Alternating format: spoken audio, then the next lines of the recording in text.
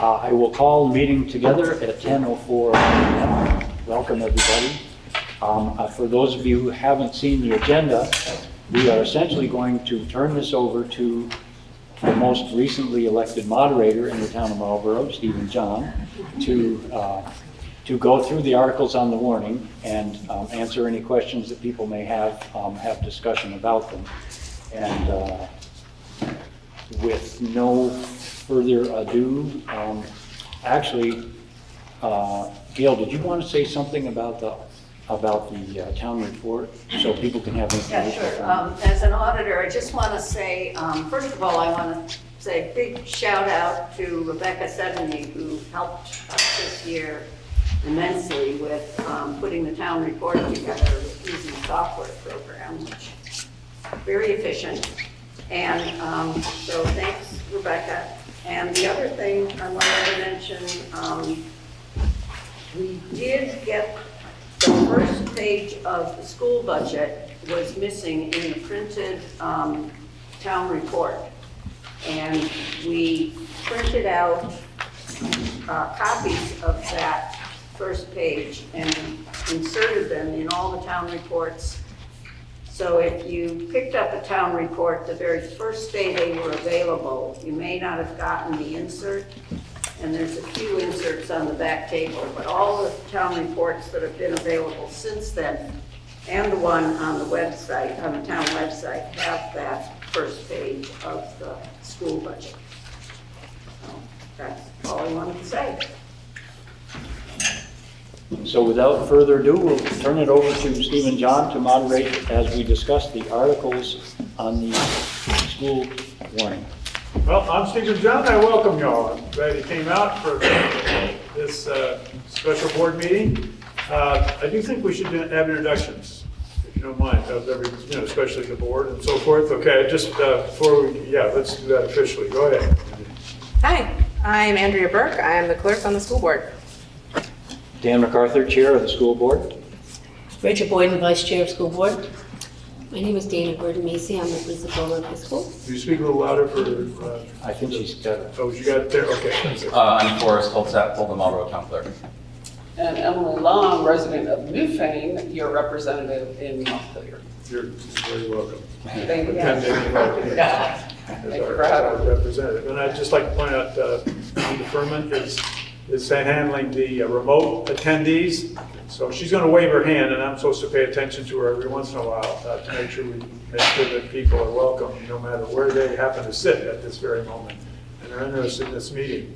I think that's all for introductions. I did want to say that, first of all, it's very exciting for me to be serving the town in this capacity, however informal. And I do think this is a very important democratic process. It's a foundation of certainly our democracy, that people come together and they exchange their views, and they have the patience to listen to others. You don't have to necessarily accept what the others view, but you certainly want to be listening and open to the possibilities that your mind may be persuaded one way or another on an issue. So don't hesitate to speak, and I will recognize you as I can regarding the time you raise your hand. And I will go through the articles, and Linda is over there waving her hand madly every once in a while when I need to make sure I'm including someone who is remotely attending. This is one of the modern gifts of COVID, in a way, that we now have learned all how to participate in meetings remotely, which is not nearly as good as seeing you face to face and being in the same place. So keep that in mind. Thank you for coming. The first article to call your attention to is to elect one school director for a 3-year term ending in 2029. I don't know whether there are any members of the board who want to speak to that, or are there any candidates who want to speak, but this generally would be a good time to do that. So I'm a candidate. I think I'm the only one, and I am putting my name forward for that 3-year position. All right, thank you, Dan. Let's move on to Article 2. Shall the voters approve compensation to the directors, Marlboro directors of the Marlboro School District in the amount of $500 each? I presume that's not too controversial, but if anyone wants to speak that issue, now's the time. All right, seeing no hands, Linda sees no one. We'll move on to Article 3. Shall the voters of Marlboro School District authorize the Board of School Directors to borrow money by issuance of bonds or notes in excess of the anticipated revenue of the next fiscal year? This is pretty much pro forma. If anybody wants an explanation, I can in fact give it. But Dan? I want to just make a grammatical connection. It says not in excess of anticipated revenue. Let's make sure that we get that correct. Yeah, whatever we vote. Right, okay. Well, it is interesting to note that school boards are obliged to keep the school open. And if there's some disaster or something like that, they have to take emergency action financially, actually, to make sure the school continues to run. It's not usual authority. I don't think the select board has that authority, but the school boards do. Article 4, shall the voters of Marlboro School District authorize the Board of School Directors to close the Marlboro Elementary School and cease using the Marlboro Elementary School facility for the purpose of providing direct instruction to students effective June 30, 2026, and to take all actions necessary to ensure the education of the students of the Marlboro School District by paying tuition to one or more public elementary schools in accordance with Vermont law. I believe that's why you're all here. And people attending remotely, this is the big issue of the day for the town. So, who would like to speak? Well, I will say that I do try to make sure we don't hear one side of an issue all the time. I will try to, support a balance. Debate is important to have both sides. Yes. Just a question. What, if the school were to close, where would we be busing children to? What schools are available? All right, I'll leave that to a member of the board. Yeah, so we have, actually Bob Tebow, the superintendent, has discussed with a bunch of neighboring schools. I think Dana's been part of those discussions as well. Where the buses go hasn't been decided yet because it would be based on preference, I think, of wherever families decide to send their kids. Oh, so which schools are available? Well, let's see, I'll count them. Starting at, there's Twin Valley, there's Dover, there's Newbrook, which is Newfane Brookline, both of which are close to the Marlboro border. There's Dummerston, which abuts Marlboro. There's all of the Brattleboro schools, including Oak Grove and Green Street and Academy. There's Halifax, and I think those are all the abutting ones for elementary. And there's Putney too, which is about the same distance. People are looking at Putney, people are thinking about Guilford. It's really any Guilford. public school. The question is where the busing will happen, and that would be probably where the majority of the families decide to send their kids. Yeah. No, I think if we had a threshold for each school, I mean, the board could talk about that because there is room in the budget for busing. I think for the schools that had above a certain threshold, and so parents are already trying to get contingencies going. But you're saying they're not going to run a bus for one student. Exactly. But if there's, we don't know what the threshold is, but throwing a number out, don't hold me to this, 20 kids going to one school, we probably have a bus for that school. But again, That you're minding, this opportunity is not just to argue one way or another on yes or no on how you vote in the future on town meeting day, but clarification, gaining information. Thank you very much for raising that. Yes? For those of us who are not MES savvy, is there a need for a school board if the school is closed? Does the school board have to continue for the next foreseeable future? And what does it do? Yes. We are still the Marlboro School District. We would make decisions like where to bus the children to. We would be in charge of this facility until we decide perhaps to do something else with it. What else would we be doing? I mean, we have to create a budget. Budget, yeah. we still have to do a budget. We still have to have a budget. that include the tuition, but also maintaining this building and busing and other costs. So plenty for you guys to do. Our hourly rate would maybe go up a little bit from like 20 cents an hour to like $2 an hour. So, Thank you for that. And Makes sense. I just in response to that, I'd like to say too, that we're working on some other things that the building might be used for that would be creative, hopefully educational, and of value to the community. But those, just, stuff has to be done to make that happen. Yes. If the school closes, can it ever come back? that's the whole purpose of having an independent school board still. I don't know the statutes and laws, but I believe it would be like another town vote. We probably need to have the proper thresholds of population. There's nothing right now in state law preventing us from opening again. Again, with everything that happens at the state level, it's not always, they may have forced a closing of our school anyway. Like, there's not always clear like what the state's going to come down and say. And again, talk to your legislators, and we can fight as hard as we can fight on those things. But I think there would need to be a population threshold before that happened. So. Did that answer your question? Officially? Yes. So the school board would continue to take a stand on issues coming down from Montpelier that Absolutely. we agree with, and stop further erosion of small towns and schools? That's really a question of Emily. I don't know, this may be a good time to go there on it. The school board doesn't know the answer to that question, really, what's going to happen.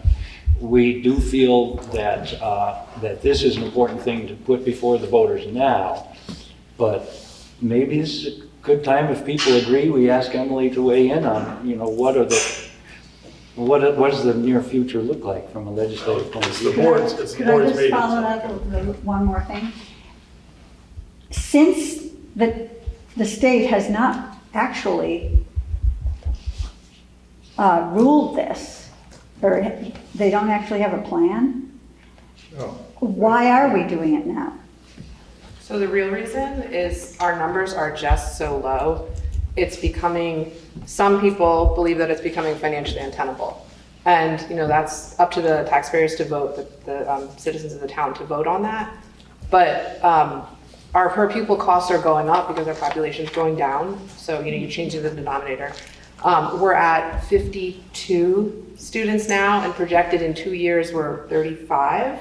I think that's right. I don't have the numbers in front of me. I don't have the numbers in front of me either, but those are the rough numbers. And what's also happening is some parents are choosing to leave and take their child out because they see the decline. Some kids have maybe one other student in their grade, and the parent thinks that's not enough for them socially, so they're taking them to private schools or other areas already if they can afford to. And so the population, it's sort of reached a critical mass, and it's declining very rapidly. And there are some things that have come from the state already, like you can't have more than 2 grades in a classroom. So we can't go back to the, what some of us remember of K through 4 and 5 through 8 and just do that. We're just not allowed to do that, or even 1, 2, 3 together. And just to follow up just a little bit on that, so the numbers are one half of the equation, and the cost, like Andrea mentioned, is the other half. That if we were to keep it operating the way it is now, with increased costs for health insurance and other increases that are coming along, the tax rate, I have it on my computer, but it would absolutely skyrocket, and it would be above the threshold, meaning that we'd be doubling every dollar that we spend above a certain amount would be a burden on the taxpayers of Marlboro, an added burden, that the excess spending threshold. So The plan that involved keeping the school open had us closing pre-K, K in 1. And that's because, again, we have 1 or 2 kids in each class. So even if you were to combine 3 grades in some of those classes, you still only have 6 kids. Which, it's a very low student-teacher ratio. Some people like that, but it can be difficult on kids socially too. Yeah. Dee? I'm troubled by the degree to which the dictates from the state are not supported by any argument. They are simply presented. The idea that you can't have more than 2 grades in a classroom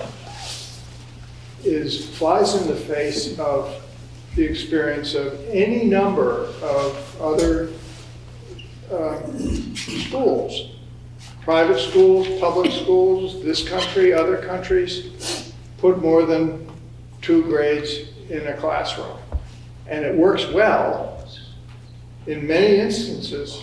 So, and it's this sort of interference from the state, if you'll pardon me, Emily, that I find reprehensible and incomprehensible. And I think the more we can do to resist this, the more responsible we are being. Should we? Do you have anybody?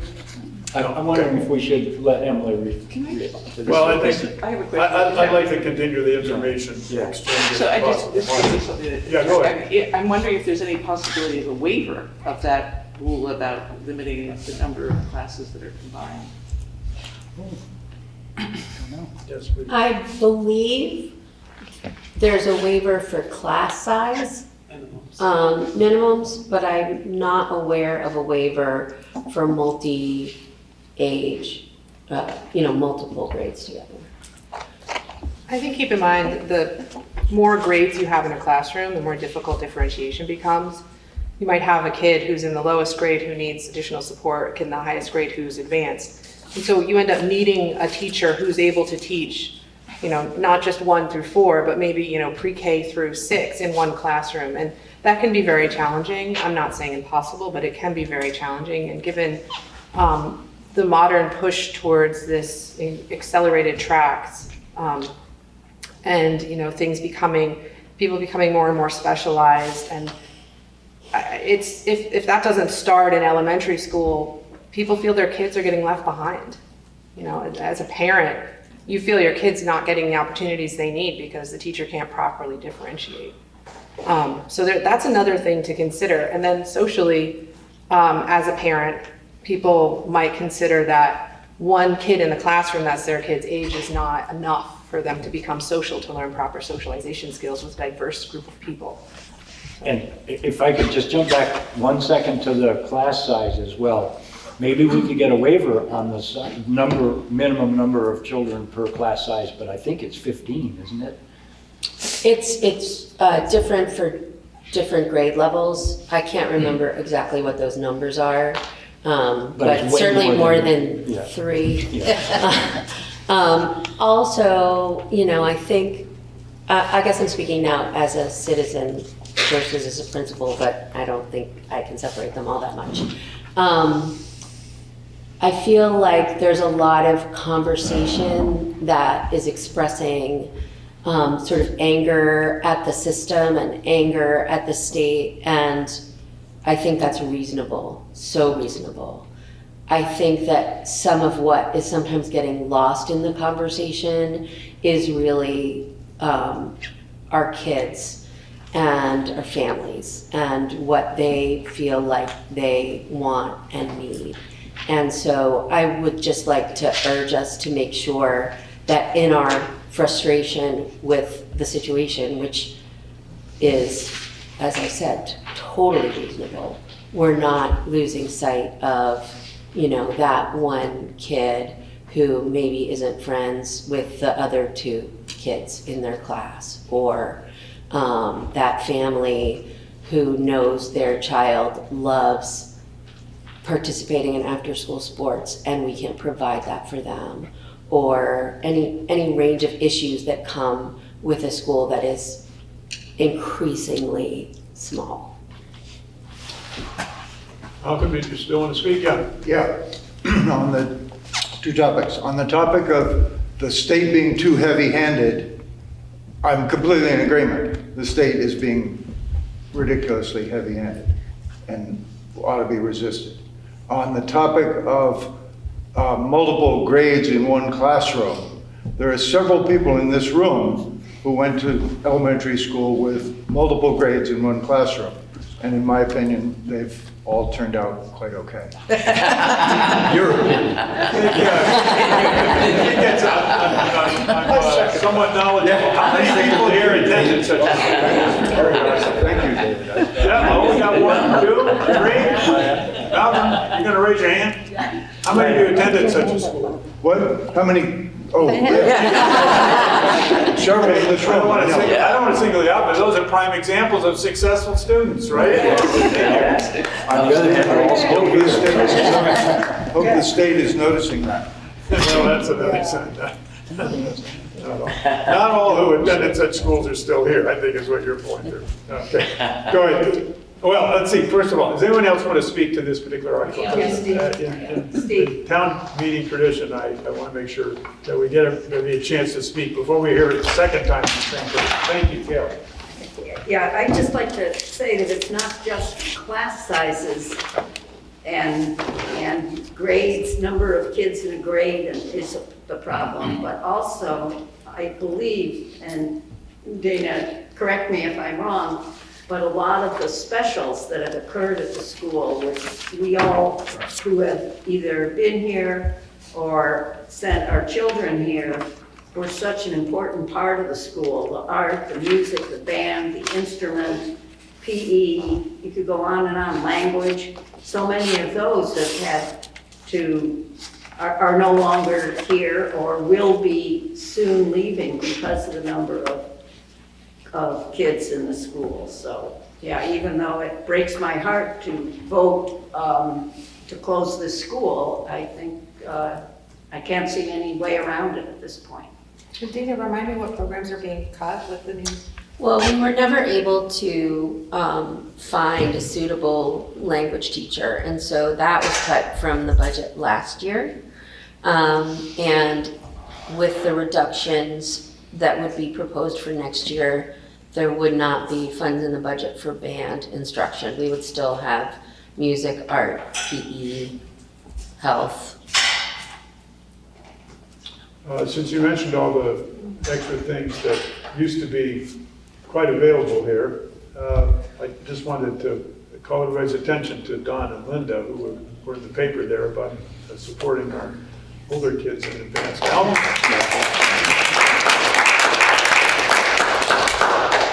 I mean, that's an example of the kind of support from the community that this school has enjoyed for many years. Yeah. But I want oh. to make sure everybody has a chance to speak first before we get back to you, Patty. I got T and Patty coming up. Anybody else?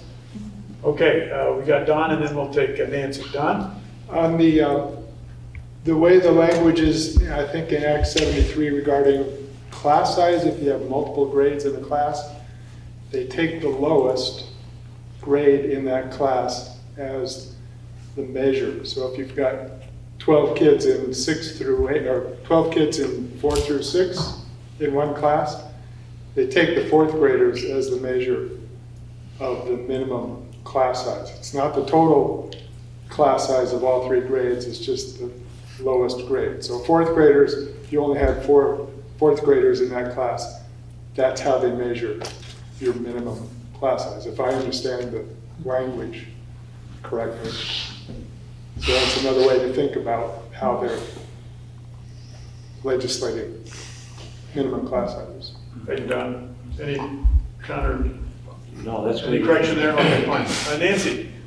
Could you clarify the types of schools that will be available for the students? Is it restricted to this superintendent's district, or can it be anywhere in Vermont? It could be, yeah, it could be any school that the state currently approves. All of the public schools would be included.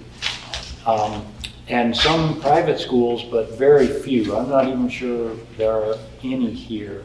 And that's not really your question, but we would not be restricted to going within our supervisory union. We'd be paying tuition as an independent district to wherever they chose. So there isn't going to be a further board meeting to make that type of decision. Not until we find out what the state's gonna do. Sorry, Thank you. Nancy. Okay, anyone from the audience? All right, so now we'll get back to the second times. T, you're up first, and then Patty. Okay. I've now got three things. You can make 3 points at one time. First, I would just like to respond to Dan. I don't think any of us who are upset about what the state is doing are ignoring what happens to the kids in our schools as a consequence.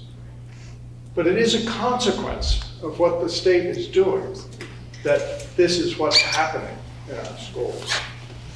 It's not just the shrinking population. It's a shrinking population with a set of requirements placed on top of it that solutions to shrinking populations have been worked out in hundreds of small schools across the state for years and years and years. And we're not allowed to do those things now. So I really think it's important that we understand that objections to what's happening are not necessarily saying, oh, to hell with the kids. They're not. The kids are vitally important. The school in the town is vitally important. So I just want to emphasize that. I also want to say, I've forgotten the third thing, but I just want to say that the second thing, I think it's important that we remember that what we are at here is a school board meeting, not a school district meeting. Yeah. And we have our town and school district moderator who's doing this, but he is not the moderator of a school district meeting here. We are not voting, we cannot amend. There are a whole raft of things that we cannot do because we do not have an active school district anymore. I'll come back with the third if I think I. Yes, Patty. I was just speaking to the arts, the specials. When our kids were in school, Muffin Parks taught art, and someone else helped with the PE and other music things. And then they the state handed down, if I'm not mistaken, the rule that nobody who does everyone who works in this school has to have a teaching degree. Right. Am I correct? Everyone who's teaching a Teaching class, so if music, it's, teaching art.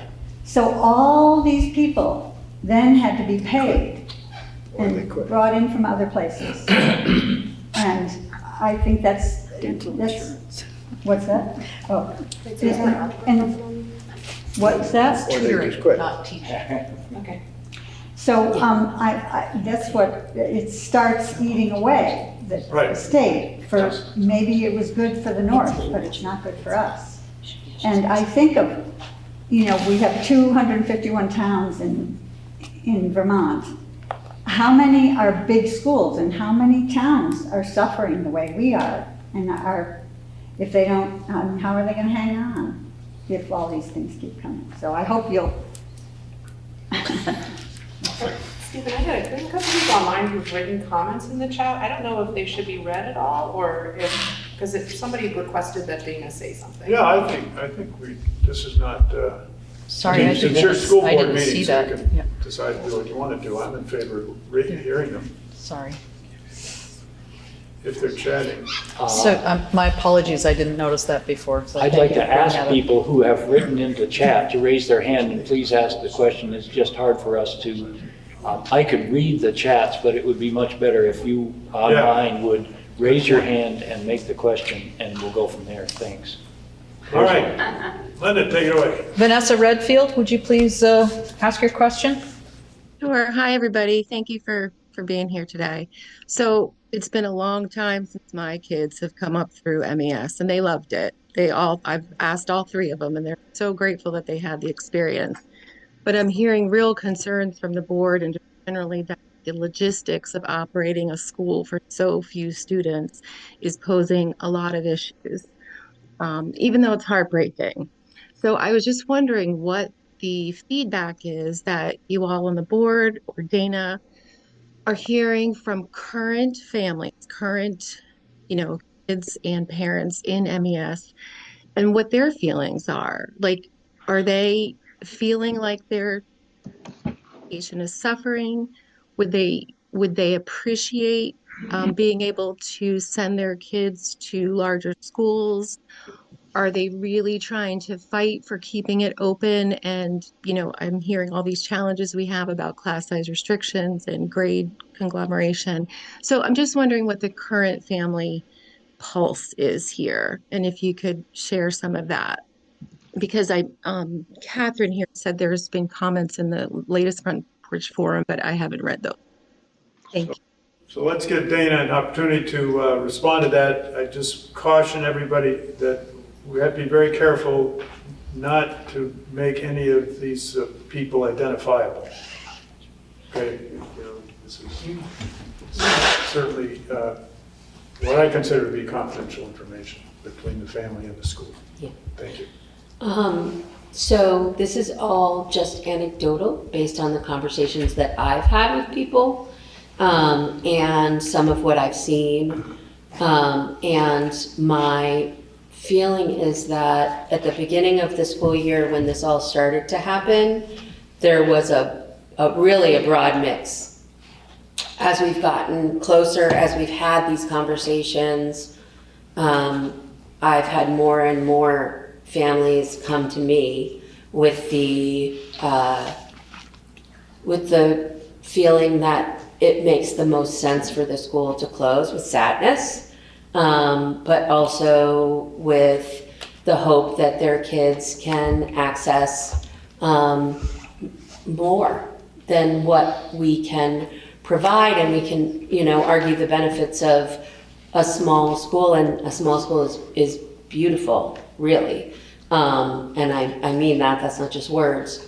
But our families definitely are starting to really feel like their kids are being limited by the resources that we don't have. Dana, that we if I can't may, there was provide. a couple of really well-written Front Porch Forum. So if you're not already on Front Porch Forum, I encourage you to join. It's free. But yesterday, several parents wrote in to say how they felt about the situation. And I'm Thank you. hearing the same things. Let's give our remote people a chance here. Linda, thank you for your handing a hand up so long. I have to change hands. I did see you. Thank you. Catherine Rhodes, would you please unmute your microphone and ask your question? Hi, everybody. Kudos to the school board and to all those involved, as well as the staff.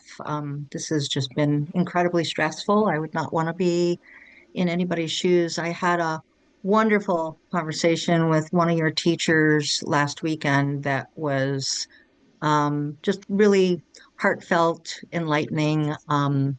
Anyway, I also wanted to mention that, yes, there are perspectives in the most recent Front Porch Forum that's dated February 27th.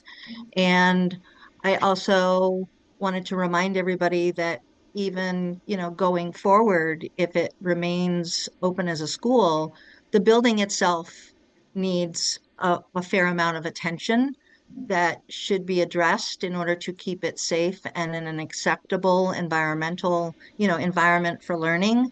But, again, there's so much out of our control, meaning, the numbers are going to continue to decrease, and that's not something we have the power to change at the moment. Um, and it's very discouraging, very sad. My daughter went to Marlboro Elementary School and had a wonderful experience there. So I do know that it it has a wonderful history, and that's why this is so hard. But anyway, those are just my comments. I did not have a question. Thank you. Thank you. Any others, Linda? All right, we get back to our live audience here. I think I'll give you a chance to speak, and then T will get back to his third. Go ahead. Just adding on to T's comment about the things have been handed down to us from on high at Montpelier. I was disappointed with how the governor has handled education in the state in general. And then in the Digger this morning, I read that he has not even been to his own meetings about any of the meetings in his own school. And he voted against the And school. he's voting against it, and he has no idea what's up against it. He's doing it strictly on fiscal, but no thought to anything else. And I mean, this doesn't affect us here now with our situation, but I am making this observation. Thank you for sharing your opinion. That's what this meeting's about. Dean. My third. If there's going to be a threshold for bus service, then the list of all the schools available is not really what people are going to be facing. They're going to be facing the one that gets the most votes, because they're going to be driving their kids to a school if they don't choose the one that the majority of people are choosing. And I don't know whether you have any numbers behind your 20 students as an example, but that's over half of I do have some numbers to back that up. I do know that there's people also that are talking if there is either a Putney or Dummerston contingency and an academy contingency, the drop-offs actually work out that one bus from Marlboro could feasibly do both. Right. So you could send one bus that way and one bus that way, right, depending on who chooses what. Again, I have a child in the third grade, so my experience is mostly with parents ranging from grades 1 through 4. I don't know the older kids as well. So, but right now people are mostly talking about trying to coordinate. It's that Marlboro community spirit. We want our kids to stay together as much as possible. Not everybody, some people are going to choose what's best for their family, but by and large, we're working as a team. So that's good, but it does mean. And that's as a parent and not as a member of the school board. No, I understand. But I think we need to remember that instead of the whole community ending up here, the whole community is being scattered around, and some of the people will find that they're driving their kids, probably. Just to clarify the remote audience, when Andrea was saying this way and that way, that was east and west. Yeah, sorry, I apologize. East towards the Brattleboro, Putney, Dummerston, Guilford area. Which doesn't eliminate north or south necessarily. No, right. Well, I mean, I guess there's just not a major route that goes south. All right, thank you. Now we're ready for some, anybody else wants to speak that hasn't spoken, and then we'll go on to the repeats. Malcolm, you're on for repeating? Yeah? Paying for it. If the school closes and the town, do I understand correctly, the school board will designate one of the nearby schools as the designated school and will pay tuition to that school? No. How will tuition be So tuition, specified? it will be school choice, which in Vermont now means not choice to anywhere, but choice to any accredited public school. There are a couple of private schools that are exceptions to that. Some of the academies, for example. So like if somebody really wanted to go to Burton, they maybe could make that happen. But locally, there's not really any of those private schools. So it's not like somebody would take tuition money and go to Hilltop. But they could go, again, we mentioned the schools, Putney, Dummerston, Academy, Oak Grove, Dover, Wyndham, Twin Valley. Twin Valley. The question is, would the town pay the tuition, whatever the tuition is, different amounts to whatever school the kid goes to? Yes, they would Yes. pay that No. school's stated tuition. They would pay that, they would pay the tuition as set by that school, and that would be the tuition that we paid. How about the tuition at schools that are, say, farther away, like, say, Burton or? If they wanted to go there, then we would pay that tuition. Yeah. Yes. Yes. And We would that's follow the any state public regulations. school? Any public school. Any public school that would qualify for school choice under state regulations, we would be tuitioning to. So I guess technically, if they wanted to drive to Burlington, we're probably not gonna do a bus to Burlington, but if they wanted to go to school in Burlington, that would Right. qualify. The town would just pay. Just the tuition, not transportation in that case. And we should point out too that all schools have now set their tuition for the coming year. So we know those numbers exactly, and they don't vary by very much. All public schools sit down and they come up with a number. And what if a parent wants to send their kid to a private school or a religious school? That would be out of pocket for the parent. 100% out of pocket? 100%, they Yes. would have to pay that out of their own pocket and apply for whatever scholarships they wanted. Which is actually the case this year as well, even choice towns, if you wanted to go, unless you're grandfathered in under the old laws, kids that want to send their child to high school now cannot, Marlboro does not pay for kids to go to Putney School anymore. They have to go to a local public Don't school. pay anything. So those Zero. parents have to pay twice, pay taxes and also. That, pay yes, the Yes. that is the model that we're in. And actually Marlboro's had choice grades 9 through 12. Excuse me, let's listen to the, But Marlboro's had choice grades 9 through 12, as have many other schools, but many schools, most schools don't actually. They provide the whole school experience, pre-K through 12. So kids in Brattleboro, for instance, have never been able to choose to have their public tuition money sent to a private school. We've gotten used to it because it's been that way for And 3/4 that's ending. But that's in based on, yeah. It already ended. It ended June 30th, 2025. I believe people were grandfathered in if they had already People been. who were already enrolled Yeah. were grandfathered and able to stay at those schools. And as was mentioned, there's a list of schools that are approved, and they have to meet certain criteria that's set in order to receive those funds, and none of the local private schools meet that criteria. Because one of the criteria is that they had to have been a certain percentage of people from tuitioning towns. And so if they were, a place like Putney that takes a lot of people from out of state or all over the country isn't going to have been a majority of tuitioning towns. They're going to maybe. I think that Mount Snow Academy is on that list. I believe so too. Yes. So that is a private That's school true. that is. Yeah. That's true. They're a specialized school though, right? Right, but they are, We would pay tuition. we would pay tuition to Mount Snow Academy. And that list is available on the state website. If people are interested, I could get the link. it's informative, but certainly, I want to make sure we stick to the article, which is a big question of yes or no on the vote. But, Richard? I got it answered. Oh, okay, well, thank you. Who else? Linda has. Oh, Linda, sorry, yeah. No, you're- Vanessa Redfield, would you unmute your microphone and ask your question? Hi, I'm just wondering if there's a cap to the tuition that we'll be paying or a cap to the tuition that a public school can charge. And then with that, can we use that tuition? Could a family use that tuition to put toward a private school and then just pay the difference themselves? Thank you.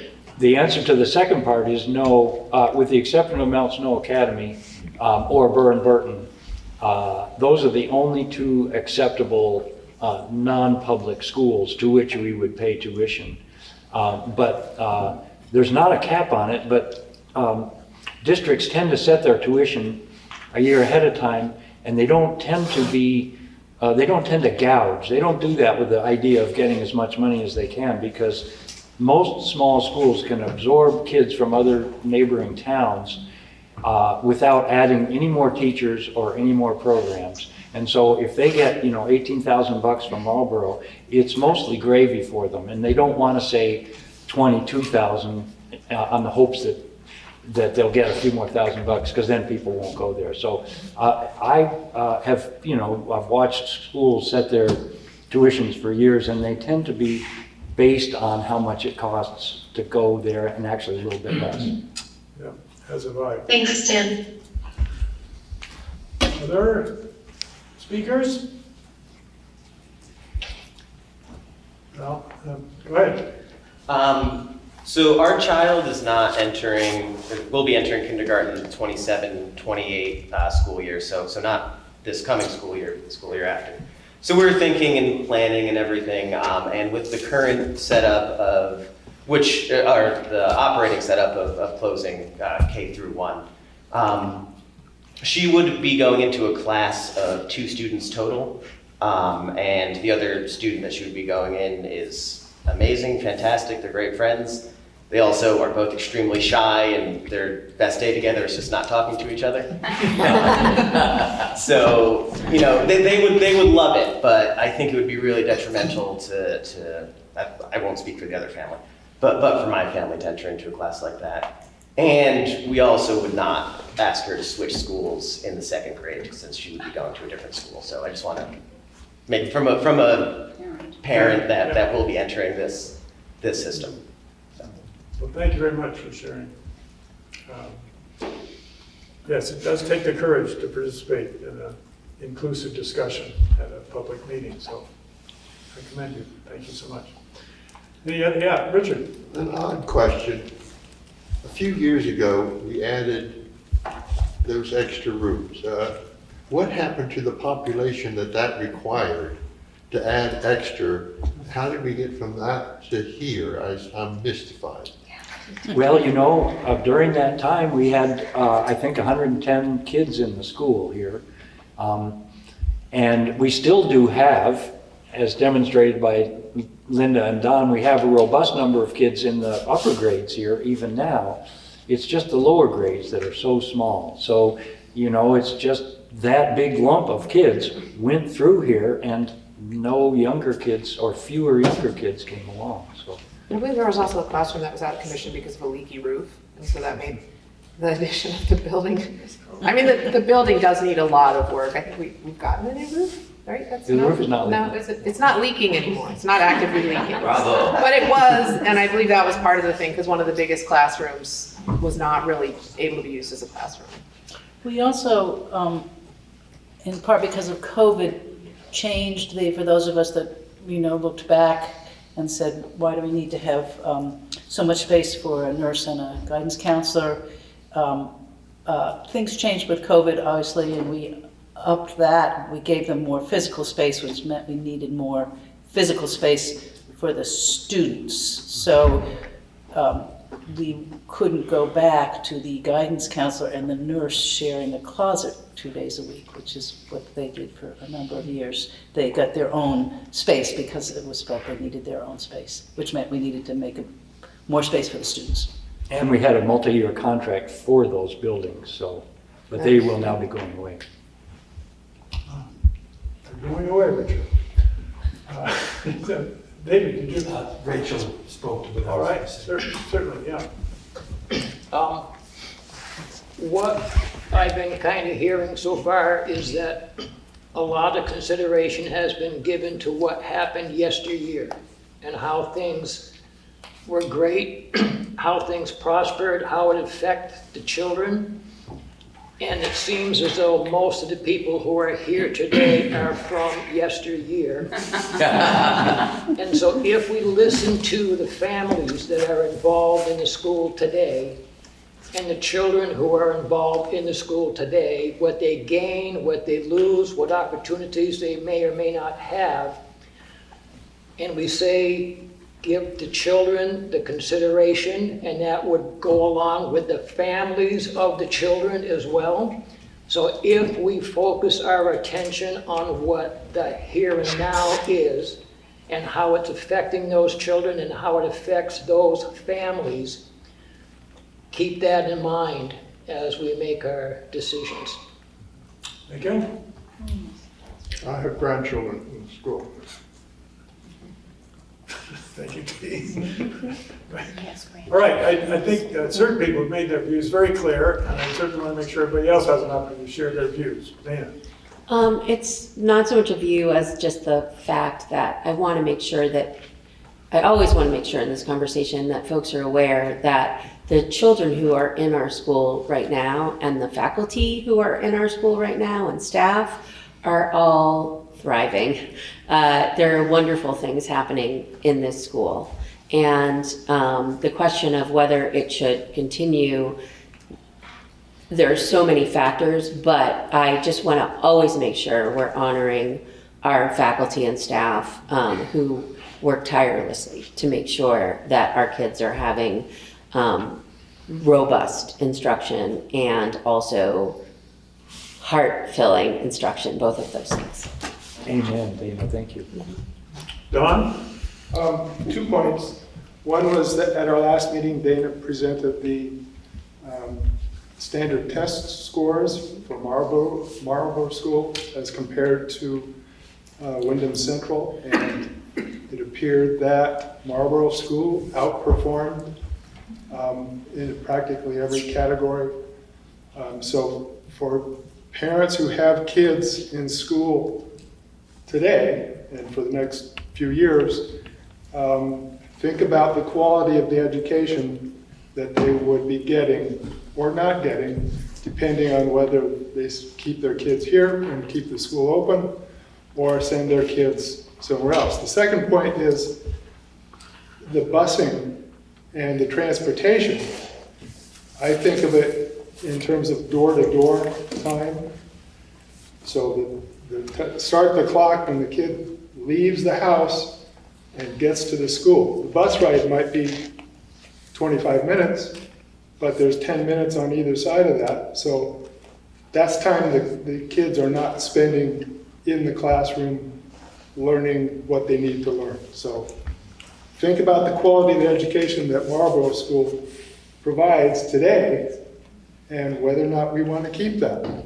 Can I respond to that? Yes, certainly. So I just, 2 things. One, I don't think that the Wyndham Central schools are, I don't think we get anywhere by putting the other local schools down. I'm not. No, I know you're not. I'm just saying, I don't think the Wyndham Central schools or the Brattleboro area schools are markedly worse when it comes to educational outcomes. We might have been 1% better in math. Keep in mind, our math passing rate is 34%.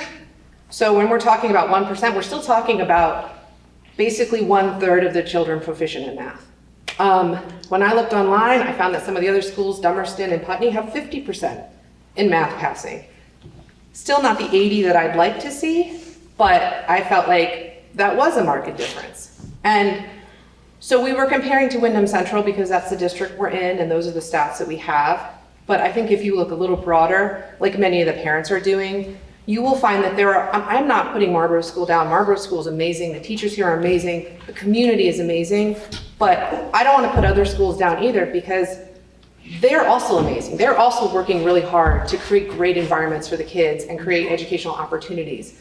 And there are some things that you can do at scale that you can't do not at scale. So some places have a rocket club.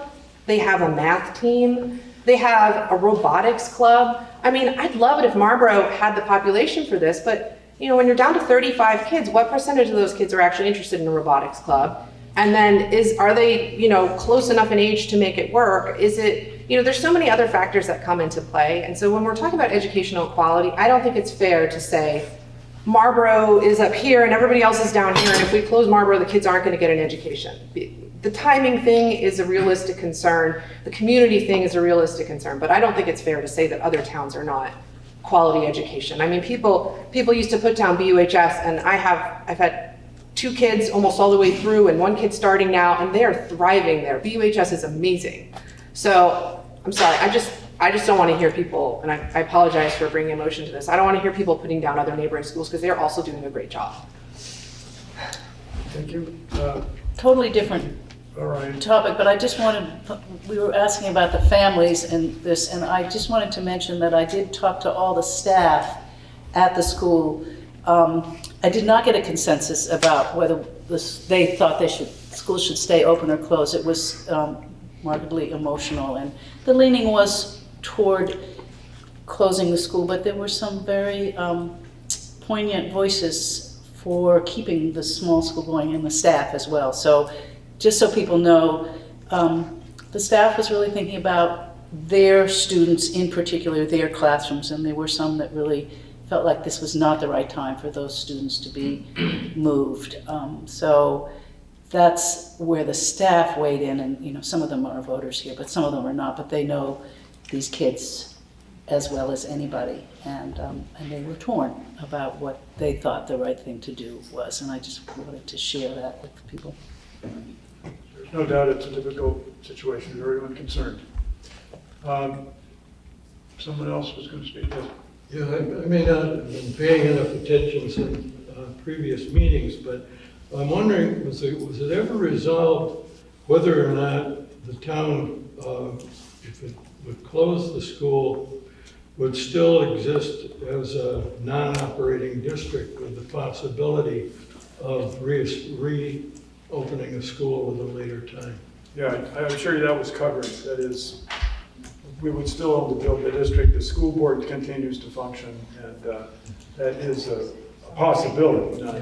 Not likely, unless things change economically, demographically, to be possible, but less advisable.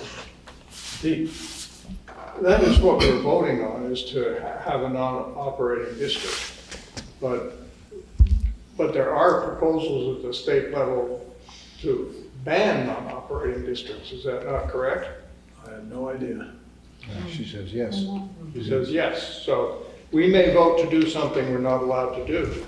If we're going to vote to do something we're not allowed to do, I have other things in mind. So. All right, well, let's keep things civil here, if we can. Steve, could I? However subtle. Steve, could I respond to that?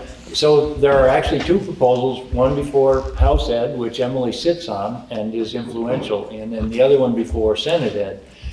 The one before House Ed first came out basically eliminating non-operating districts. That will never pass, according to Emily.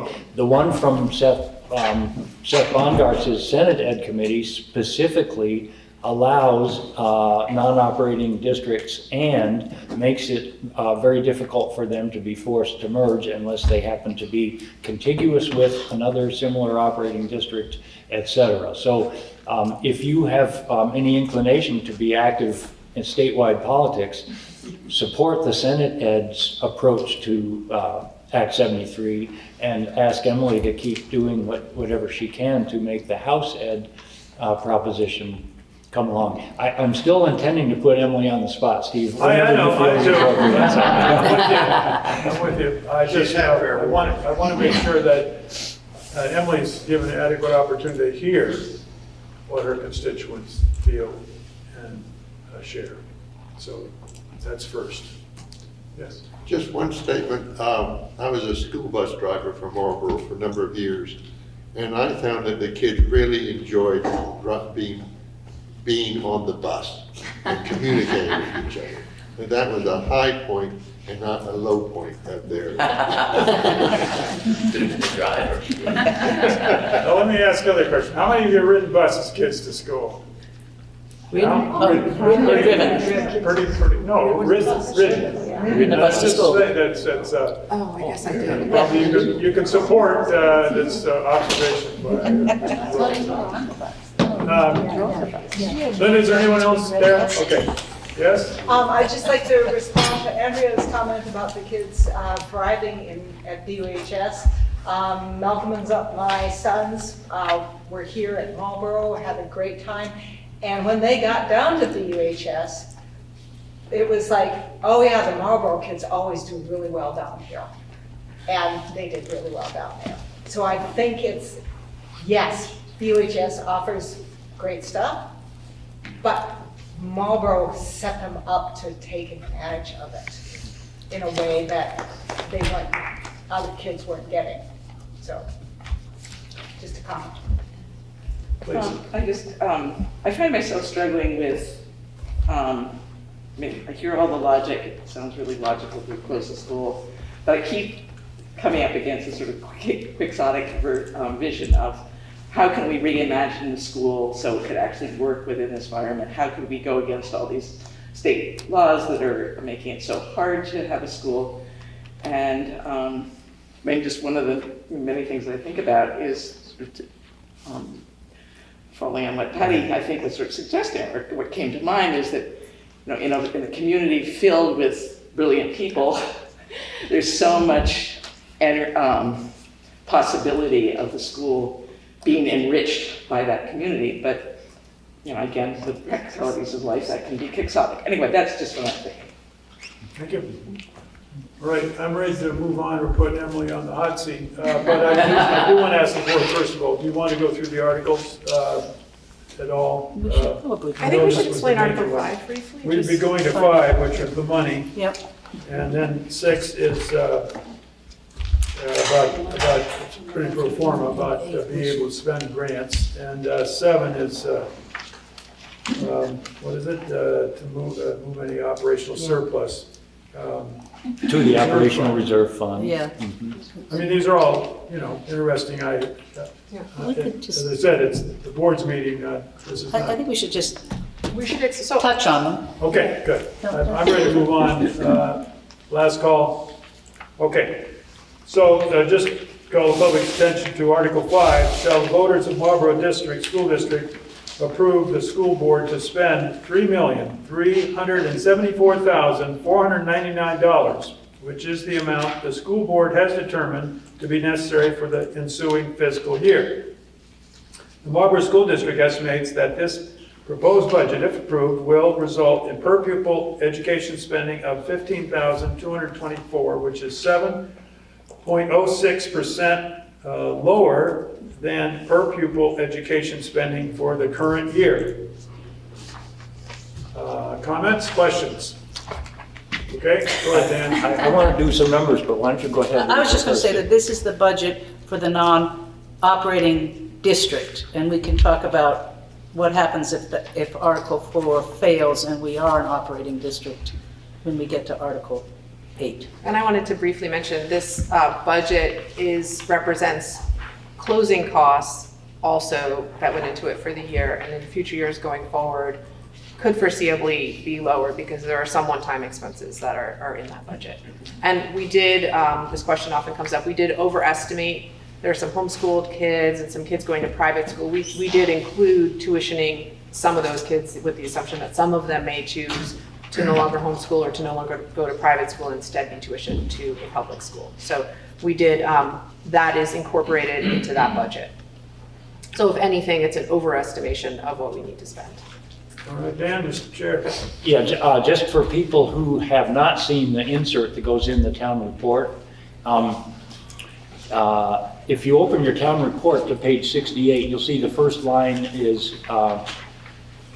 effectively the first line there is an item for $1,455,084, but it doesn't, you can't see from what's included in the town report what that consists of.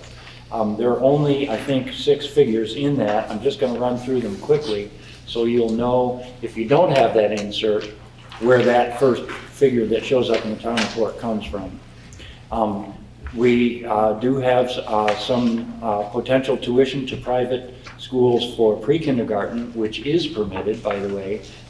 We will pay tuition to any licensed pre-kindergarten. It doesn't have to be a public pre-K. So 4 students at $4,100 each, or $16,400. The next item is tuition to public schools for elementary students. We figure 43 elementary students at an average of $19,120 for $822,000 approximately. The third number is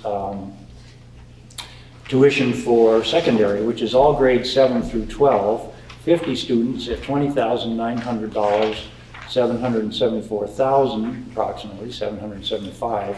Those add up to the number that you'll see under fiscal year 27 proposed budget on page 68 of your town report, $1,455,084.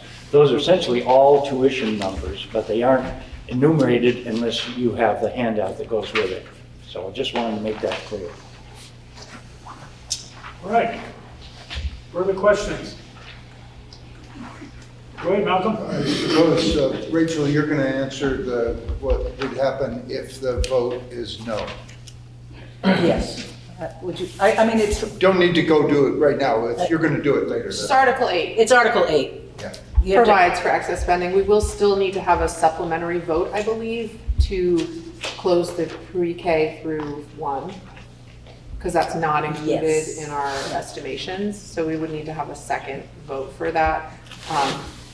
Our legal counsel advised us not to try to put both on the ballot, to do one decision, and then if the school remains open, then we can, we're gonna need to have a supplementary vote for that, because otherwise it's just not.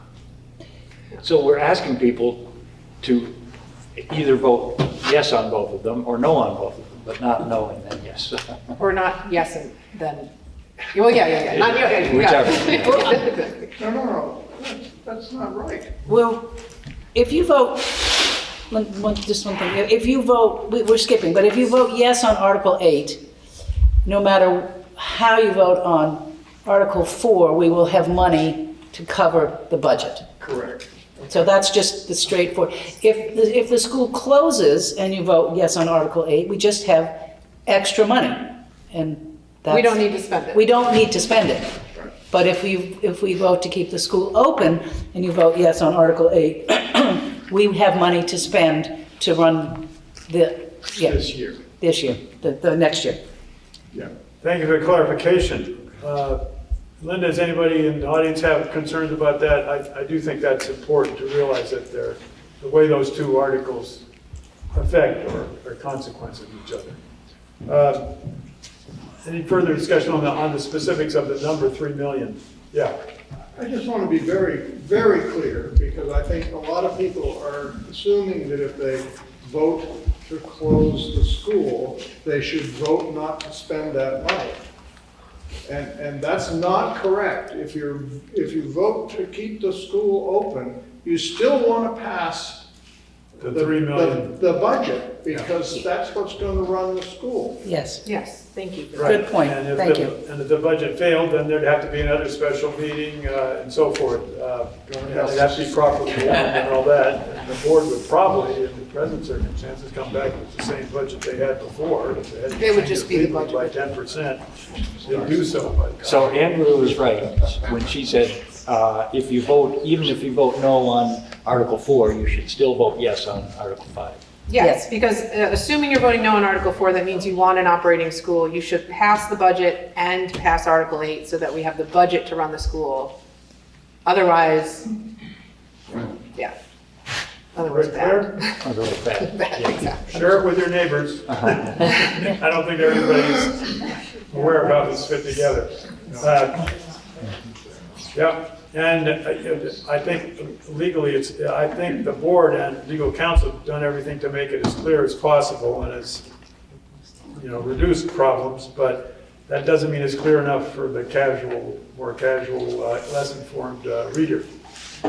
All right, no further question on Article 5, the money article. Remember that the budget, certainly this is imperative as ever for the budget to pass, regardless of how you feel about closing the school. That's the point. Okay, so Article 6, shall the voters of the Marlboro School District authorize the Board of School Directors to spend any grants or other funds received by the district for school purposes? This is not too controversial, but if there are questions, now's the time. All right, everybody understands that. Article 7, shall the voters of Marlboro School District authorize the Board of School Directors to move the operational surplus from FY26, if any, to operational reserve fund?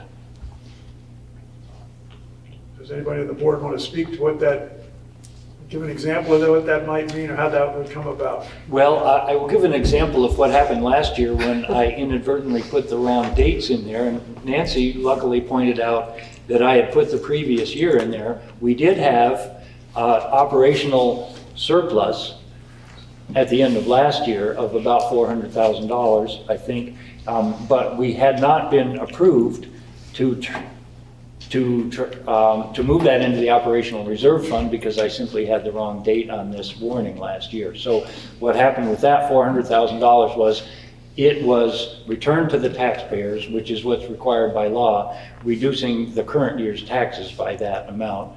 That means we have, we might have done all of that. I think we were planning to do all of that anyway.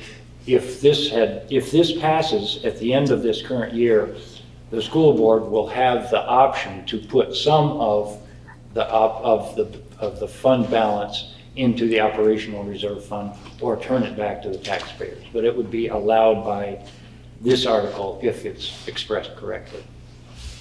Allows but not required. Yes, allows but not requires, yes. All right. Thank you. Article 8, shall the voters of the Marlboro School District authorize the Board of School Directors to utilize funds for the operational reserve as needed if needed, as needed for the FY27 budget year. We're voting on 26, but this is once again making that clear for the future so that the board is not, has direction, right? Questions on that? By the way, I want to welcome the youngest, perhaps the most important person in this meeting. So, welcome. All right.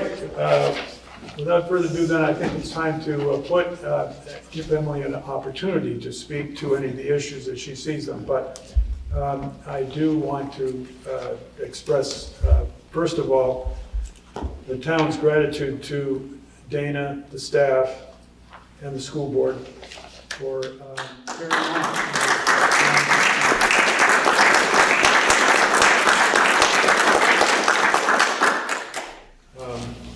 Yeah, it takes very good people to keep a small ship running, and we do appreciate that dedication and commitment. So, Emily, I recently had the pleasure of being up at the Capitol on another issue and ran into Emily as usual, but I do want to thank her as well for her representation, representing our views up there, but also recognize, personally I recognize that in this particular issue, the solution of education is proving to be a very intractable and chronic issue for the state. And I do not expect, and I want to brace you for this, that Emily probably doesn't have the silver bullet or the magic pill or whatever to get this solved. Even if she were, authoritarian enough to try to implement it. Go ahead. I appreciate that perspective. Thank you, and thank you, as expressed here already, the amount of engagement in this community has been so gratifying to me, because it's not just sitting at these meetings, but I also hear from residents, all my constituents, of course, on the education issues, but Marlboro particularly. And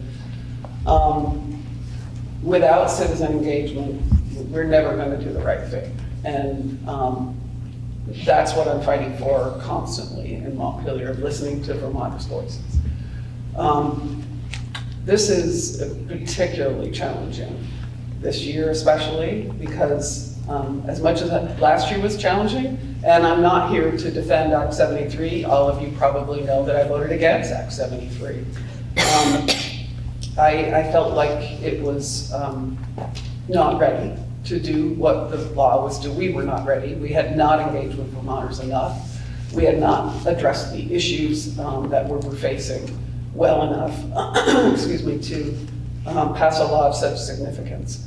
But the law did pass, and we are dealing with a lot of the outcome. And I really respect the fact that the board is also recognizing that while the law did pass, that's not the only reason why you're facing the challenges you're facing here today. And I want to just express how frequent this conversation is in Vermont right now, and has been over a number of years. This community is heavily engaged, maybe more so than most in the state, but I can assure you that this conversation is happening today, and it will be on Tuesday in a whole bunch of other areas in the state, mostly rural. So I'm here, I only represent rural districts. I'm here in Montpelier, I'm there in Montpelier to represent the voices of rural Vermonters. And it has been particularly challenging to find an answer to the issues that we're facing. Declining enrollment is significant in Vermont, but it's significant everywhere. Birth rates are declining.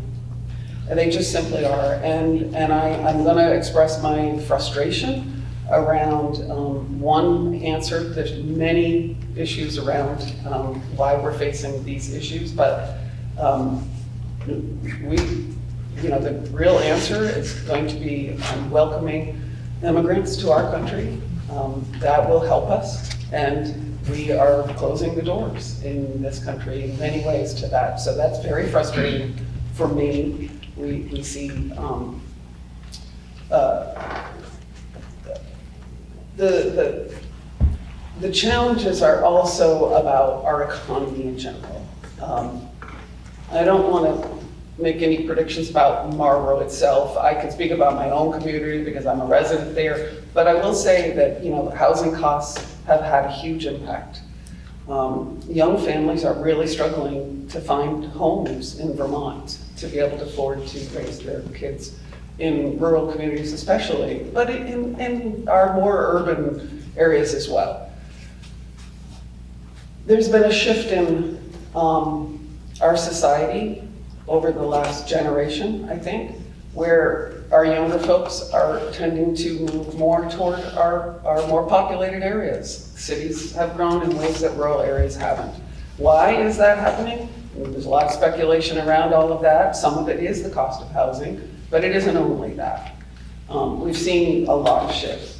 So all of those things have come together to create a perfect storm. And so Act 73 was a reflection of that. And it was honestly, again, I'm not here to defend it, but it was a continuation of a number of legislation acts that have passed in the state. Stephen is very familiar with some of the early ones. Act 153 was, we called it the red bill, where regional education districts were encouraged. We actually went through one in Wyndham Central that failed by vote of our communities. And then Act 156 came in, was another bill in between 153 and Act 46. We all know about Act 46. That was one of the more recent ones. Act 127, which changed our weighting. I'm not going to explain all of those bills, but I will say that those are, in the last 20 years, bills that we've been grappling with in our rural communities, and the legislature's been grappling with, because we saw this coming, and we've been watching the decline in enrollment for quite some time. I deeply respect the way your board and your community, your parents, have addressed the issue, because it sounds like you're doing exactly what I'm trying to do, which is put your students first. And I sit in the education committee. As you all know, I am now on the education committee again. I started my time in the legislature in the education committee. Took off a bunch of years for being in leadership, and I've stepped down from leadership. I'm back in the education committee by my request. Sometimes I'm regretting that request, but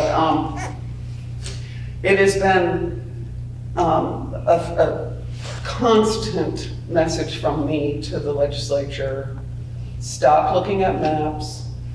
Don't introduce maps. That is just a distraction from the work we actually need to do, which is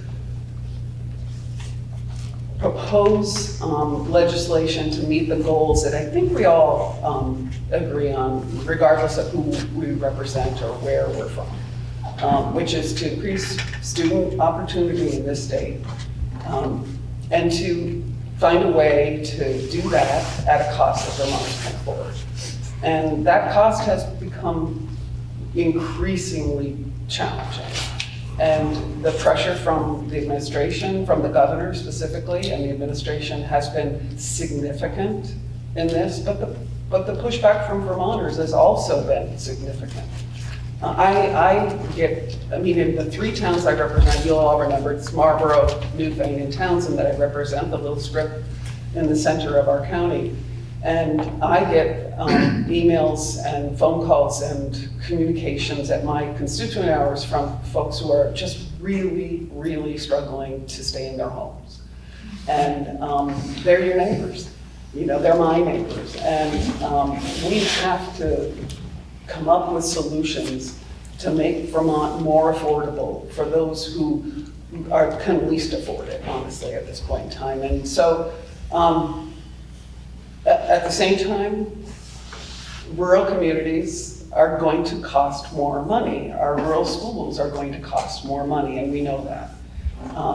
I asked the secretary's often in our committee. I asked her one of the last times she was in there testifying.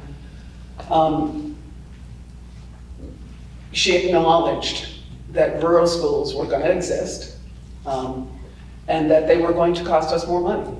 And so I said to her, so are you saying that the largest school districts in the state, those who are at scale, I heard somebody else mention scale today, are they going to have to help subsidize the cost? Because we have a statewide education funding system today, and we will in the future, with the foundation formula that Act 73 put in place. Are they going to have to subsidize those in other parts of the state? And she said, yes, they are. And that created a huge uproar in our committee from people who represent Chittenden County and feel like they are already operating at scale, and yet even they're being asked to help support the communities that we know will need to have schools. So scale is a constant word that comes up for us in our committee and in the legislature. And redistricting comes up a lot. And as Dan mentioned, our chair has been, I'm just going to take a step back and say, I feel heard this year in a way that I didn't last year up there. I'm going to applaud the chair of the Education Committee in the House, Representative Peter Conlin, for allowing a lot of community input through representatives that sit on our committee. He schedules committee discussion regularly, daily, in fact, which is not all that common. Usually your agenda will have bills that you're talking about, and then you'll have witnesses who come in, and then you'll have a chance to ask questions, but the committee discussion is, brief afterward and usually through witness testimony. And instead, he's been allowing us to actually sit down and talk amongst ourselves and share the perspectives of those we represent. And we're a mixed bag from all across the state in our committee, just like we are in every committee. And he realized that we are not in agreement in our committee on the direction to go. And so he's been allowing us time, but I think his frustration was growing because we weren't getting anywhere, because we weren't seeing a path forward that we could all agree on. So he put he put a map on the table, and he put language to go along with the map. I have asked him, and I've asked the committee not to put maps on the table, because I think they're a distraction from the good work we need to do about coming to an agreement on what our goals are. What are we trying to accomplish before we start looking at maps? As soon as you put a map in front of a group of people, they go right to their community, and they think about how to protect the boundaries around wherever they're being put. And of course, that's exactly what happened when it happened, but I still applaud him for doing it, putting it on the table to get us to start thinking, because the pressure is on in a great way right now to create those maps, create new districts. And so I don't want to go into details around the map, because I told my chair, I really am not giving you feedback on your map, because I know that can be shifted and changed once the language is in place. So I'm not too worried about what the map looks like in the moment, but his map did, his first language did say non-operating districts would exist. The second language he put out there essentially shifted away from the the independent schools, the approved independent schools in the state, and only allowed public dollars, your tax dollars, to go to the 4 historical academies. So that is the latest language on the table, and it does still create much larger districts. So in Windham County, there were essentially two districts, north and south. But again, I don't, Peter has been very clear. I only put this on the table, it's flawed, he said. I only put this on the table to start the discussion. And he stood up in front of us and essentially said, after we had many conversations, he essentially said, I think if we were to take a vote today, we would have a vote of 1. We have 11 people on our committee. He said we'd have a vote of 1 yes, 10 no, and 0 abstaining. And I think he was right at the time, and I think maybe he might have 2 votes now on his, but that's nowhere near getting us to where we're at. Last year, the Republicans were pretty clear that they were supporting the governor's initiatives, the governor's proposals that he put out. The bill 173 came from the governor. 73 came from the governor. 454 was the bill, and the administration gave it to us through the Republicans on the committee, and it was modified quite a lot over the session. But this year, the Republicans, who were pretty united and behind the law, are not as united anymore around what next steps we need to take. So what I think is really important to remember is Act 73 is law, but so much of Act 73 still needs answers. It needs criteria, it needs work. And I've been asking for modeling over and over and over again. If we answer this question and this question, what is that going to reduce our property tax rates? And I have been pushed back on every single time, saying until we make a decision on our governance model, I can't get the modeling from our financial perspective on this until the maps are in place. And I'm increasingly frustrated by that, as are others, because you probably agree with me on this because you've been listening to this long enough, but the impetus behind the timing of Act 73, 454, the bill that came out, was really the high increase in property tax rates. So the impetus was to lower tax rates for Vermonters.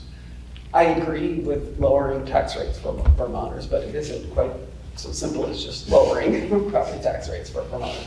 So I need to know, to stand up in front of you to explain why I'm going to support or not support a bill, what that impact is going to be. And I continue to tell my chair, I've continued to tell the leadership, I've continued to tell the speaker that I need to be able to answer to my constituents before I choose how to vote. And so there isn't a proposal that is getting strong traction right yet.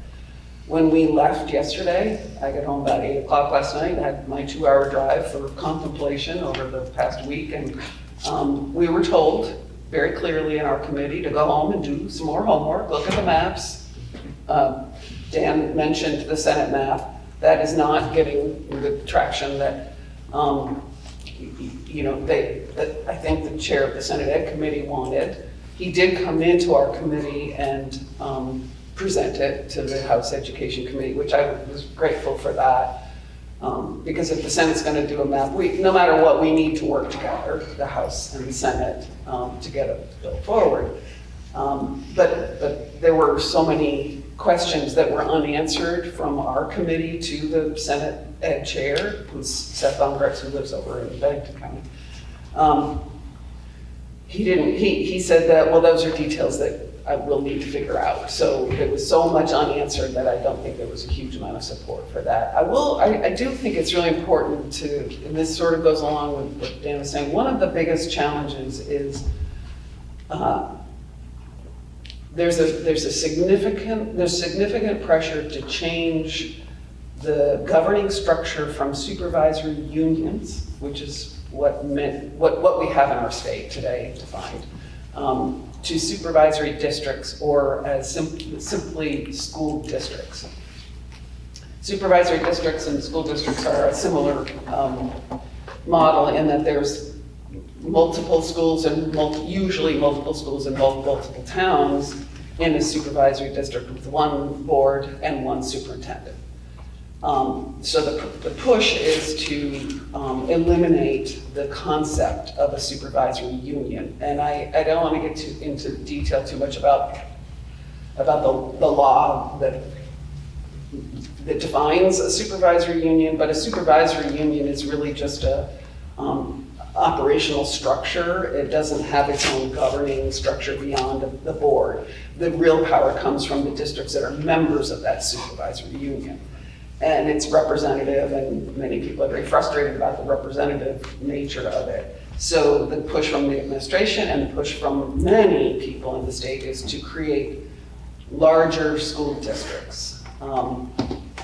It's possible people have thrown out the idea that supervisory unions today could just become supervisory districts, so everybody would have a representational vote on a single board representing that. None of these ideas have taken off in any strong way because everybody's pretty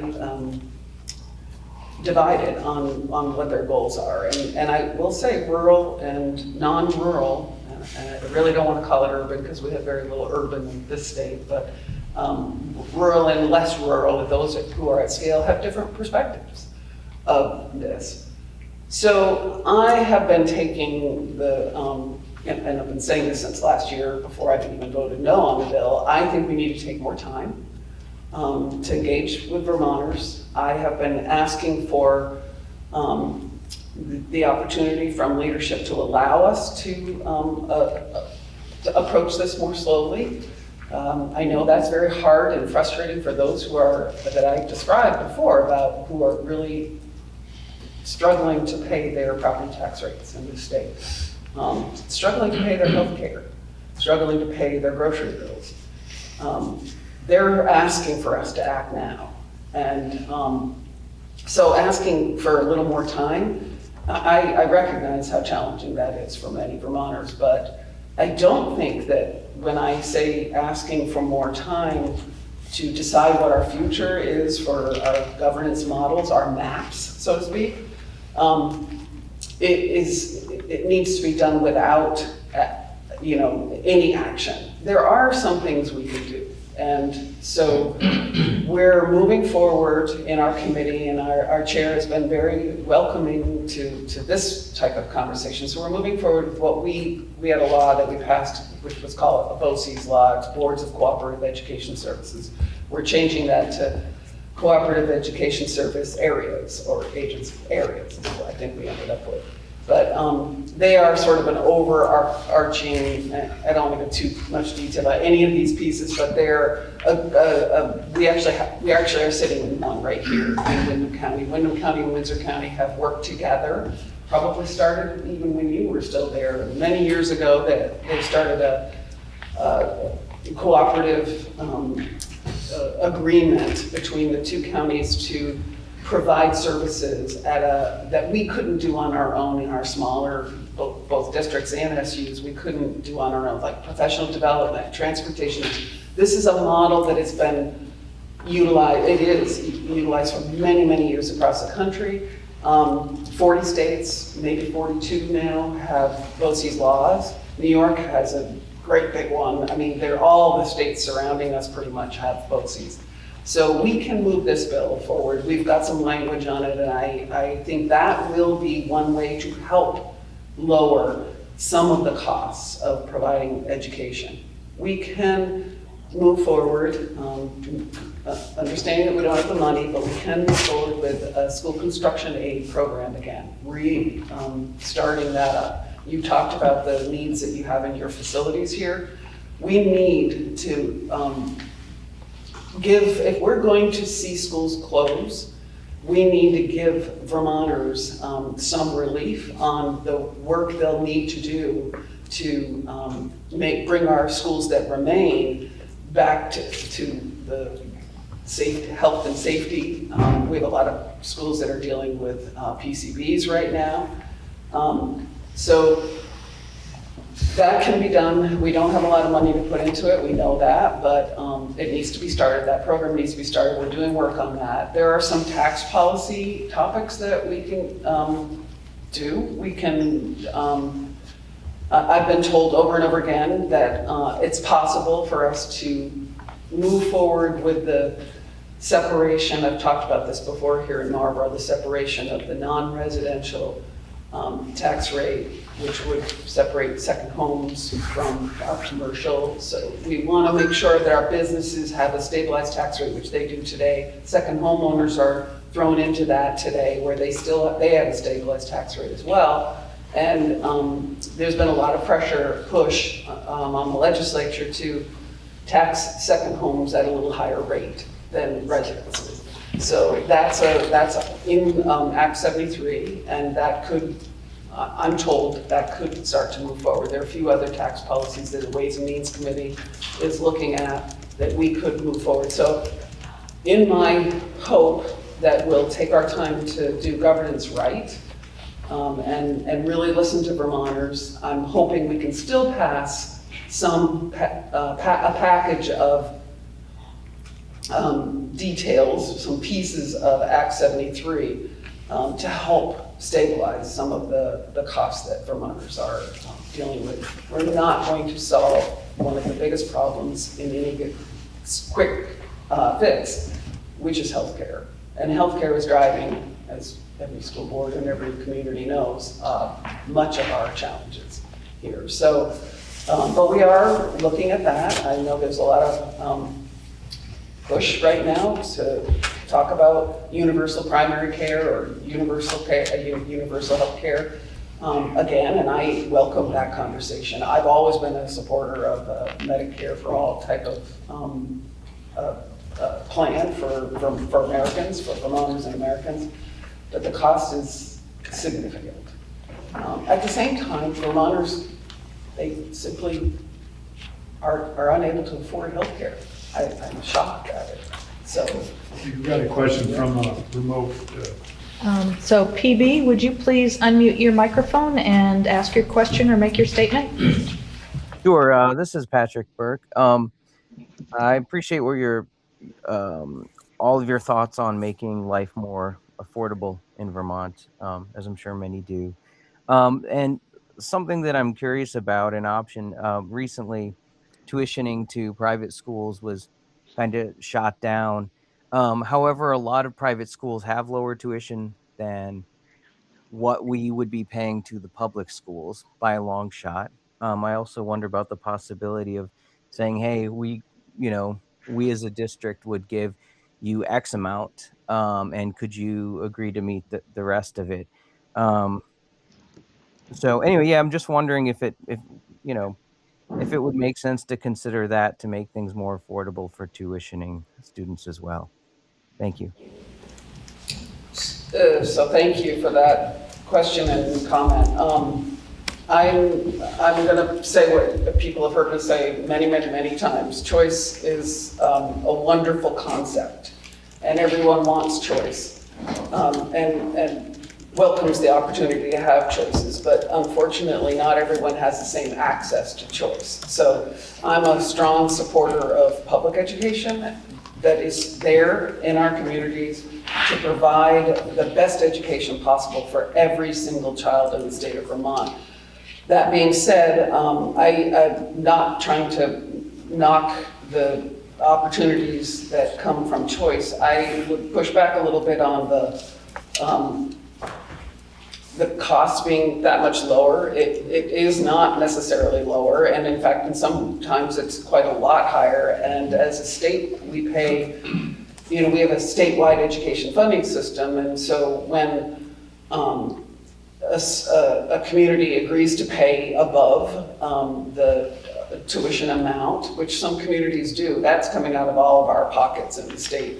And I want to make sure that we're very cautious about that. Plus, once you've gone to tuitioning and the board here knows this more than anybody, because not only do you have a tuitioning program in your town, but you're talking about changing your tuitioning program to becoming totally non-operating. Once you have gone to that direction, you no longer have, you don't get to say how much you're going to spend as a community. You have to just pay the tuition amount.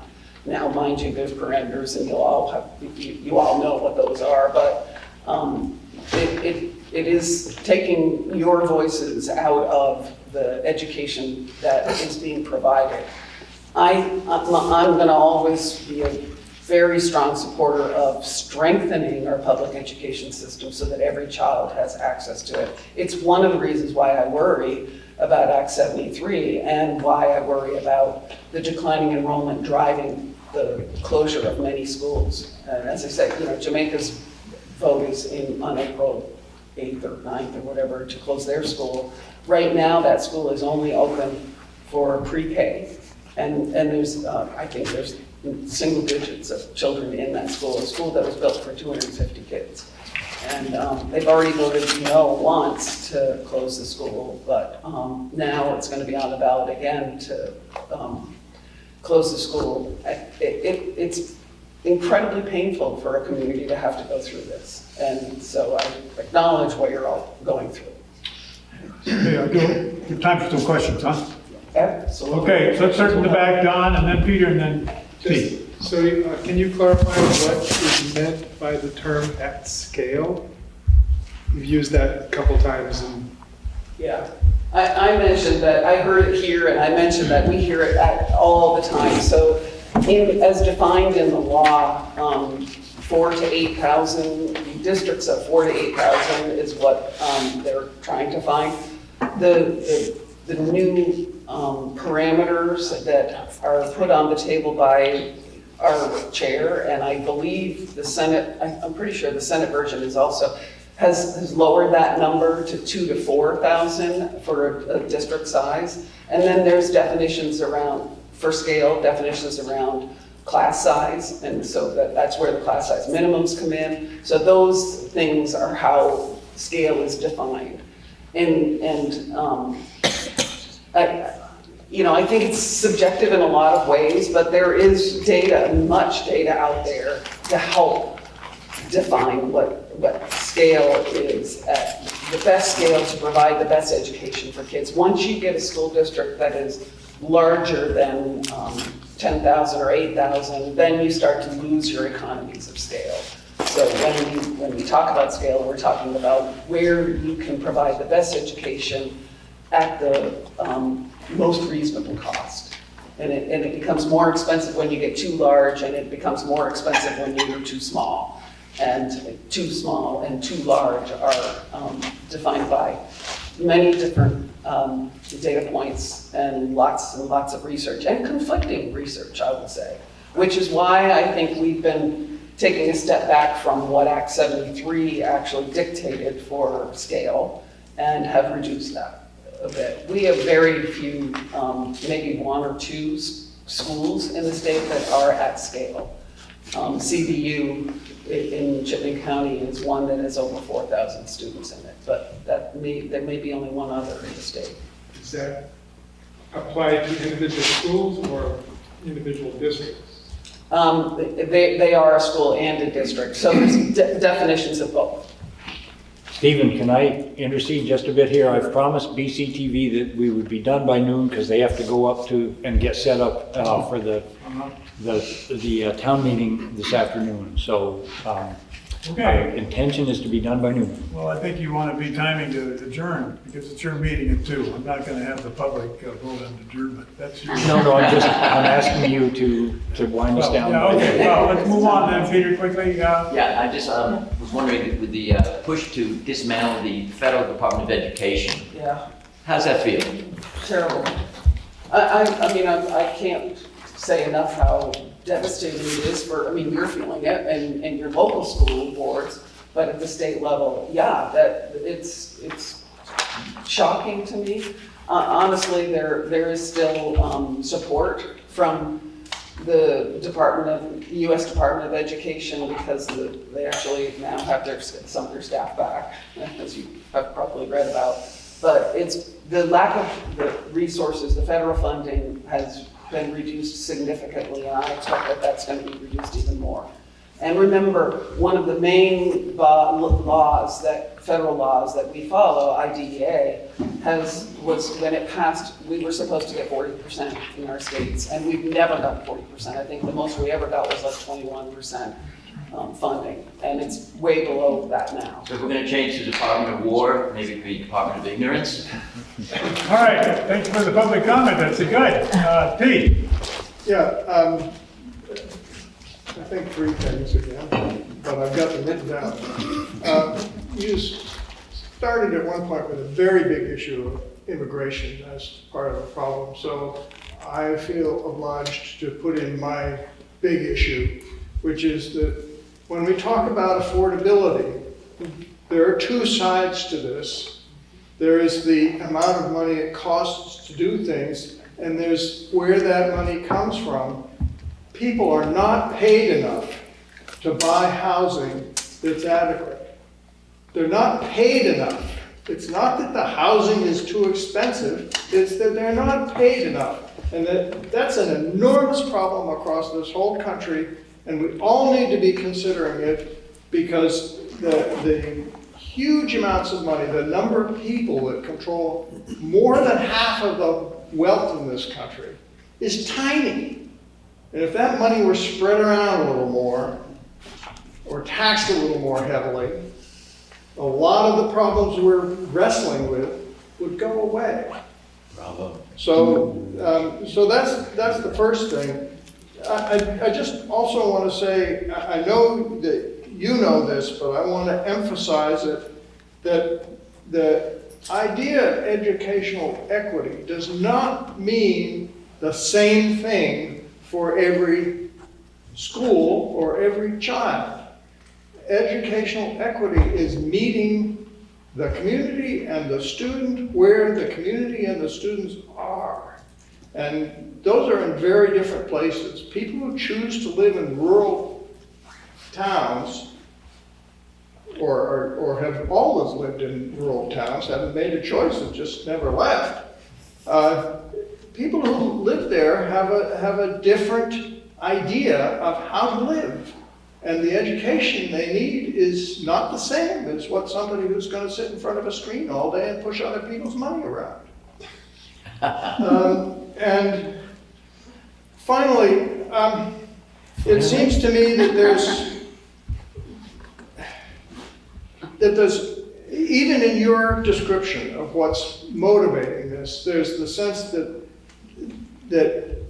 we have to save money, we have to reduce taxes. And I think it's very, very important, if that's the goal, that there, and you've reflected this, that there be an analysis of how it's going to do that. I mean, Act 46 was supposed to save vast sums of money, and the cost of education, both per pupil and across the state, went up as a consequence of Act 46. And 10% of that was transportation costs, which did not improve anybody's education. 10% of the increase, not 10% of the whole amount, but 10% of the increase. There's some conflicting perspectives about the cost of Act 46 and the statement behind Act 46. Enrollment declined when Act 46, continued to decline when Act 46 became law, and the mergers happened. And there were incredible incentives that were included in Act 46 that cost money to the whole state to implement it. And there was a report that was due on Act 46 that we never received from the Agency of Education. COVID hit. When the report was due, and they still have not done it. There was a student at Yale who did sort of the summary of it, Act 46, But think costs, that's what I costs read. increased an awful lot during that time. We don't know what would have happened if we had not passed Act 46 to the cost of everything. But, there's just, I'm not trying to say you're wrong, I'm just trying to say there's a lot of conflicting feedback on the cost of Act 46, but there were some economies of scale. I'm sitting in a school district that became a single district that was multiple boards before that. And, I don't know specifically, because it's really hard to say what would have happened if we hadn't done that. But I know we're working better together as communities. But we were all part of a union high school anyway, so we were all used to working together. We had a single board of all those towns. So there were some benefits, but I don't think the law was ever intended to save a lot of money in the long run. It was to slow the increases that were happening because of the decline in enrollment. That was the goal of the law, and it changed an awful lot from the first days we talked about it, which started the prior biennium with a different law, I'll just say. So there were a lot of shifts and changes to that law. There will be shifts and changes to Act 73 as well. We know that. We have no idea how we're going to fund special ed yet. And we don't know whether we're going to use a weight. That's all the future decisions. This is why, to echo what you said, why I'm pretty frustrated without knowing what the details around how we're going to implement so much that is still, so many decisions that still need to be made. I'm having a really hard time supporting next steps unless I can model the costs of those things. So, Mr. Moderator, I'd like to intercede at this point, if I might. What I'd like to do is, I have a couple of comments, then open it up to my fellow board members if they have ending comments, and then I would look for a motion to adjourn. My comments are, if you look in the town report, you'll see on page 70 that this school district lost $123,000 in special ed funding this year. So that's included in the budget that we have presented for next year, is an extra $123,000 in special ed funding for our students alone. So if you want to be pissed off at somebody, you could go right to where that money was supposed to come from. My second comment is, I want to just hats off to Emily. I'm really proud to be represented by you. We don't always agree, but we've got a good progressive voice representing us in Montpelier on a broad range of issues.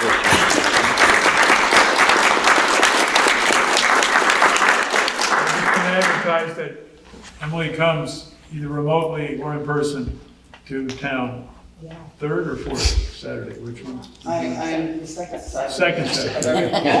That's one. Anyway, the community center, you can talk first, Rachel, Andrea, further comments? I just appreciate, I want to express first my appreciation for the teachers, the principal, and everyone in town that makes this such an amazing place to live and be a part of.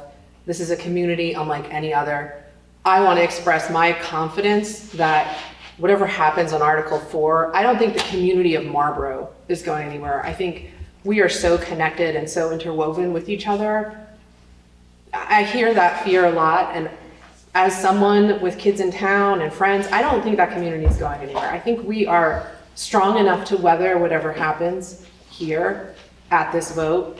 And I also just want to express that if you're not sure, to talk to some parents. Because the long-term issues that are in or out of our control, and we can be angry at that, this is not going to solve or unsolve any of those issues. Right now, as a parent, you need to think practically about what's going to happen to your kids next year. And so just keep that in mind, that voting no on Article 4 isn't going to change the state's mind. It's not going to fix any of these problems with the population cliff. That happens at the state level by talking to your legislators. I appreciate everyone for showing up either here or online. It's so important to be involved with democracy. And again, I have never felt so involved with democracy as I have living in this town, where neighbors care. Neighbors care about each other. They care about this community. They care about this school. And again, I don't think that community is going anywhere. I think it's so much of a part of who we are. It's so woven into every single child in this town's, sense of who they are. I don't think it's going to leave. I think we have that, we still have the fair, we still have the community center, And we can think about ways to make this a gathering space still, if it closes. So whatever happens, I believe in this town. Yeah. Yep. Thank you all for coming and being so thoughtful, civil, gracious. Thank you, Emily. I move we adjourn. Do I hear a second? Seconded. All in favor, signify by saying aye. Aye. Meeting is adjourned.